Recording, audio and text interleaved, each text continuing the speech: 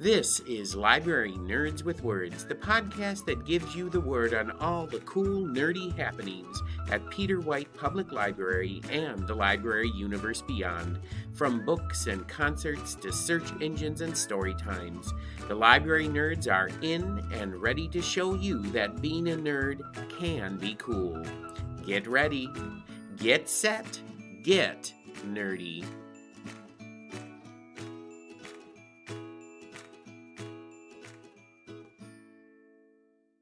Welcome back to Library Nerds with Words, the podcast that gives you the word on all the cool things going on at Peter White Public Library and the library universe beyond, straight from the people who know it best, library nerds. My name is Marty Ackitts, and I'm the Adult Programming Coordinator for Peter White Public Library.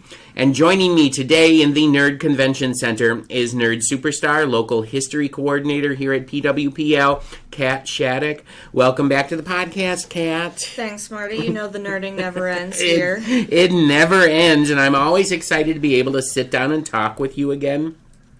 And super excited that I'm excited about the topic that you're going to be doing because it's near and dear to my heart. But I believe in our last visit, you were recovering from some casting information about one of your favorite book series, The Murderbot Diaries. Hopefully you've recovered from that news. Still recovering, but some of the other cast has been released since we did that, which is better. Okay, yeah, all right. It's more encouraging. I just still, we won't get into that again. All right, well, the voices in my head are now telling me that you may not have fully recovered from that yet. But again, that is a clue as to what Kat and I will be talking about a little later in the episode. Before we get into what is on your mind today, Kat, we have to play another game of Word on the Nerd. And you know how this goes. I'm going to ask you 3 library nerd questions, and you have to answer them for listeners. So, Kat, are you ready to play Word on the Nerd? Kat, this is going to be another game of Would You Rather. I'm going to ask you 3 Would You Rather questions, and you have to truthfully answer them for the listeners. On my honor. On your honor. We're trusting you. And all of today's questions have to do with famous voices and stories. Okay, so here's your first question. Would you rather have your life narrated by Morgan Freeman, or would you rather have your life narrated by Dame Judi Dench? Dame Judi Dench in a heartbeat. Really? Over Morgan Freeman? Look, Morgan Freeman is classic, right? But the thing is, it's just, you hear him so many different places. Yeah, well, exactly. He's so iconic. Mm-hmm. And just there's something about Dame Judi Dench, and her voice is so calming, and I could use more of that energy. You know what? Here it is. I would go with Dame Judi Dench, too, in a heartbeat. There's just something about her voice. And I love Morgan Freeman. Who doesn't love Morgan Freeman's voice? But, he's already done, a movie about penguins. Let's do Dame Judi Dench doing it here, so. Yeah, it's just I feel like we know the Morgan Freeman voice. Mm-hmm. But Dame Judi Dench is just so... You don't see her as much in a voice, in a narration role. I saw her do a thing on the Graham Norton show once. It was a video clip where he said, "Can you just recite a Shakespearean sonnet for us?" And she was like, "Oh, let me think for a second." And then she did this, she brought that audience to a complete standstill. She did it, and it's just yeah. She is amazing. She is. She really is. Okay, Dame Judi Dench for both of us. That's who we want narrating our lives. And maybe we'll start thinking like that. You'll start hearing, Kat was walking toward the reference desk, and it's going to be Dame Judi's voice. So. Maybe it'll inspire me to do more interesting things. There you go. All right. So, this is your second question. The questions might get a little harder from here. So, here we go. Would you rather listen to Fran Drescher read you a bedtime story, or would you rather listen to Roseanne Barr read you a bedtime story?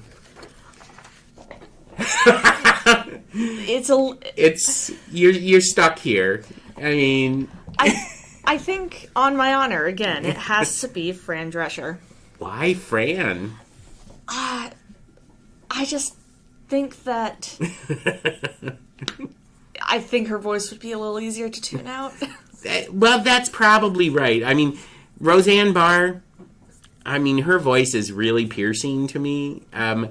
But Fran Drescher, actually, you know, she has like a stage voice that she uses, which is really whiny. But when she's actually like normal talking, she's not quite as whiny. You know, you didn't stipulate which voice one. Exactly. So maybe that's a little loophole for me. Well, there you go. And so it's Fran Drescher for you. Yeah. I will take Fran Drescher over Roseanne Barr in a heartbeat as well. Okay, so here's your last question. Would you rather listen to your favorite book read by Stewie from Family Guy, or would you rather listen to a book you hate read by James Earl Jones? This one is much easier, Marty. James Earl Jones, in a heartbeat. In a heartbeat. Okay, all right. Not Stewie? You don't want... Look, I'd rather have James Earl Jones make something I don't like better than have Stewie from Family Guy make something I love worse. Wow, you've got some logic here, and I totally get it. Yeah, you know what? Now that you frame it like that, I'll go with James Earl Jones reading a book I hate. Plus, you know? I mean, God, James Earl Jones, what a voice. I know. You know, so, yes, let's go with James Earl Jones reading us Richard North Patterson, as opposed to Stewie reading us J.R.R. Tolkien or something like that. You know, and I think the last book I hate read was Twilight. So... You know, I think he could do a good job as Edward, the immortal, angsty vampire. You could actually listen to it again if it was James Earl Jones. I think I could do it. Okay, all right. James Earl Jones, wow, we agreed on all of those. Same wavelength, Barney. There you go. All right. Well, there you have it. We have come to the end of this voice edition of Word on the Nerd with Cat Shattuck, our local history coordinator here at PWPL. And now, Kat, the time has come to find out what is on your library nerd mind today. It's a little segment we like to call The Word. Kat, what would you like to talk about today? Well, so in the past, Marty, we've talked about judging books by their covers. Yes. And this being... a non-visual medium, yes, that might be a little hard to get across for our listeners. However, what fits perfectly into a podcast is audiobooks. Audiobooks, and I love audiobooks. I listen to them all the time. Me too. I usually have like one physical book going, one audiobook going at the same time. Yep. But, you know, there's a lot of derisiveness over... Some people have very strong opinions about whether an audiobook counts as reading or not. Have you noticed that? I have noticed that. There's a little snobbery that goes on with it. It's like, oh, you listen to it on audiobook? It's like, yeah. Most of my reading, here's an admission, most of my reading is done through audiobooks because I'm traveling back and forth 20 miles to Marquette, 20 miles back from Marquette every day. So what better way to, you know, fill that time than listening to an audiobook? I mean, that's what I do. So yeah, and just from my experience, and, you know, listeners, this is going to be a little skewed because most of my reading is in sci-fi fantasy, but there are some audiobooks that I just feel are enhanced by the format of being an audio. Okay. So, for example, The Starless Sea by Erin Morgenstern. Okay. That audiobook is just... Oh, what a performance. Yeah, you know, when you get a good voice actor doing it, there's nothing better than that. It really is. Do you know who the actor is that did that? Oh, she's looking it up right now. See, I'll stall. I can tell a joke or two if you want, but Dominic Hoffman. Dominic Hoffman. And he hasn't done a lot of other audiobooks, but he's a Shakespearean stage actor. Oh my gosh. And it looks like he's actually done James, which just came out by Percival Everett, who wrote the book that American Fiction was based on. Oh, really? Okay. All right. So, And here's the thing. You get these really good audio voice actors. They're not huge names. Generally, they're not huge names. You don't recognize them. And sure, you get like Meryl Streep every once in a while will do it. And, but a really great voice actor who can change the voices and everything like that is so good. Yeah, so good. And sometimes it's just the performance makes the narrative for me. For example, I am a huge fan of the narrator Natalie Naudus. Okay. And I have actually listened to books specifically on the virtue of she was the one narrating them. All right. But I think what really turned me on to her as a performer was her reading of She Who Became the Sun by Shelley Parker Chan. Okay. And that book is already just an amazing narrative. If you haven't gone and read it, I highly recommend it. But there's this... One of the driving forces of this series is the wants and desires of the characters and how that drives the narrative. And, these things are just like, it's not that I need it, it's that I want it. And her performance has really changed the way I even think of the word wanted. Oh, wow. Because she puts so much emphasis on it to let you know how integral this is to these characters and their motivations. It's what they wanted. Oh, yeah. And like you said, I mean, the voice actor can make a bad book good. I've done that, like you said. I've literally, there's some voice actors I really love that if they read a book, even if it's not my kind of book, I will go out and read it. And, and I think the thing that really changed audiobooks was when the audiobooks of Harry Potter started coming out with, what's his name that narrated those books? I wouldn't know off the top of my head. Well, let me just see, because he was like, and he was one of the, he would do like 50 voices in a book. Just a second. Yes, I am. Well, I can do a small tangent here. Yeah, go ahead. The other benefit to audiobooks is that sometimes you have no idea how to pronounce a character's name. Oh, and that's always good. Jim Dale is the name. And he's amazing. I mean, literally, he did like 160 or 70 voices, very distinct through the whole thing. And he really changed, I think, the way people thought about audiobooks when those books came out. So, yeah. On the other hand, now let me ask you this. Have you ever come across a narrator of an audiobook that just ruined it for you? I have come across a couple of narrators that don't really work for me. I was listening to one the other day, and it was very hard to distinguish four people having a conversation. And at one point, I was convinced, no, there must be five people. Surely this. Oh, yeah. And that's not a great sign when a narrator can't. It's hard to distinguish how many people are even having a conversation. But I don't think there's ever been one that's been grating enough to make me stop listening. I will tell you, I just finished one. Oh, no. And it was a 30-hour book. Oh, that's a lot of hours. That was a lot of hours. I had to read it. My book club was doing it, so I was like, I have to read this book. And it's like an 800-page book. Well, yeah. It's The Covenant of Water by Abraham Verghese. Yep. And no offense to Abraham Verghese, because I think the book is brilliant, but he chose to read the book himself. And he has an Indian accent. And he was when he started trying to do Scottish brogues and stuff like that, it was very difficult to listen to. Like I said, this is not a criticism of the book itself. I think the book is beautifully written and the story is fantastic and everything.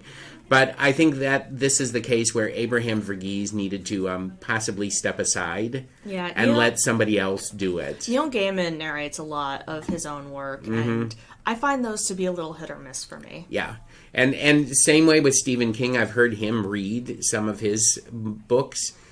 He just needs to. He has enough money. He needs to pay somebody else to read his books well. That's just it. Yeah, I will say, I've been listening recently to the Wayward Children series of novellas by Shannon McGuire, and each one is from the perspective of a different character. Okay. And so she has narrated one of the books in that series, and every other one has a different narrator. Oh. And honestly, that really worked. Yeah, well, if each book has a different narrator, that makes total sense. Yeah, to do it that way. I feel like the book that she chose to narrate is one of the more complex and interesting characters. So in that case, she was really able to put her intention as the author behind her reading of it. And maybe that's why she chose that book to do it. When audiobooks are bad, they're really, really bad. And it's like going back to Abraham Verghese, my wife drives with me back and forth to Marquette, so she listened to this book with me, a lot of it, and she was like, she didn't hear all of it, so she was like, I gotta read this book, but I think I'm gonna hate it because I hate the voice. And then she read it, like 800-page book. She read it in 2 days, and that's a good review. That's a really good review. She loved the book, and she was like, "I'm so glad I read this book instead of listening to it." And I was like, "Well, you have to somehow move beyond the voice to listen to the book as well." But audiobooks. Okay, I'm going to tell everybody listening to this, and Kat's going to back me up on this. Audiobooks is reading. If you listen to an audiobook, you are reading. It is. Plain and simple.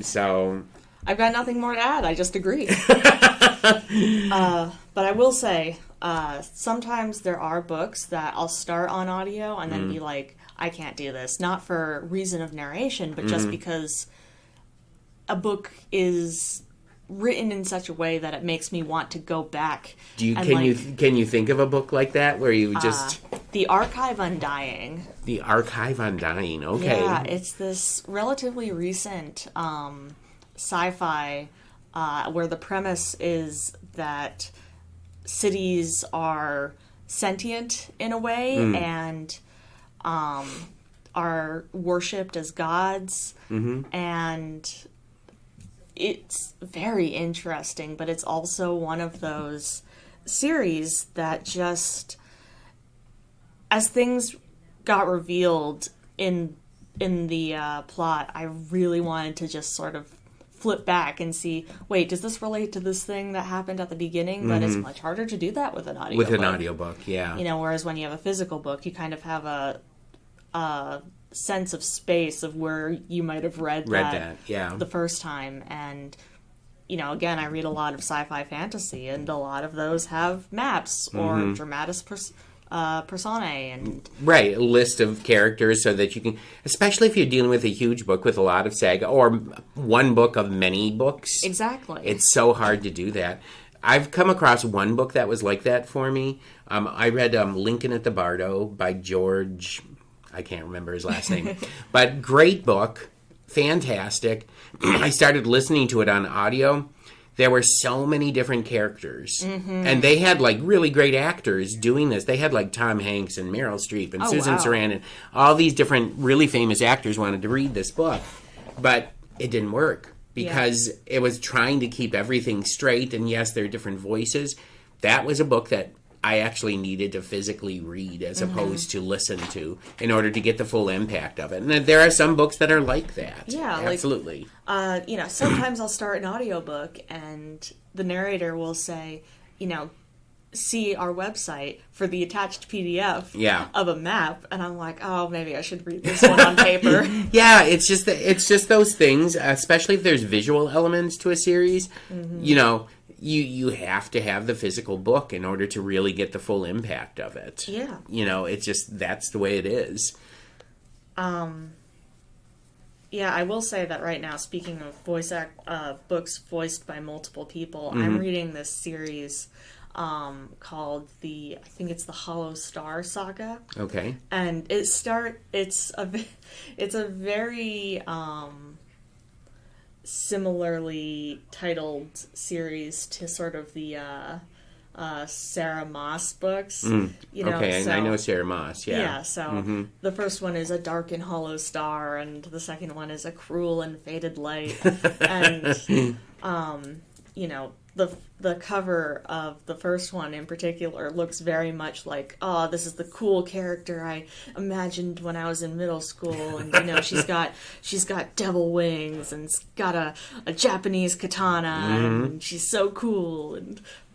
But that being said, it's got a rotating cast for all of the characters who have perspective chapters. Okay. Natalie Nadas is involved in the production, so that's what brought me to the series in the first place. Yeah. And it is actually one of the best sort of modern urban fantasies I've read in a long time. Cool. Wow. Okay. Yeah. And got one of your favorite voice actresses doing it? So. Doesn't hurt. Does not hurt. Does not hurt. Yeah.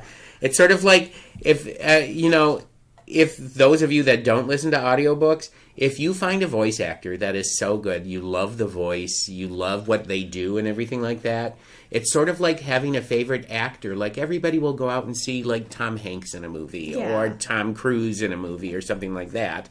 Although I don't understand Tom Cruise. But but if you find a voice actor that's so good like that, they can read you their grocery list, and you will sit there and listen to it. There was actually a book recently that came out called These Burning Stars. It's the start of a new sci-fi space opera epic kind of a thing. And we had a copy here that was available for checkout. And I waited for the audiobook because it was Natalie Nadas, and I just knew she would kill it. Yeah, and that's and what you did. do. Yeah, of course she did. Of course she did. Yeah. I mean, some voice actors just never disappoint. It doesn't matter. And they probably, when Natalie Nadas, it sounds like she narrates a lot of books.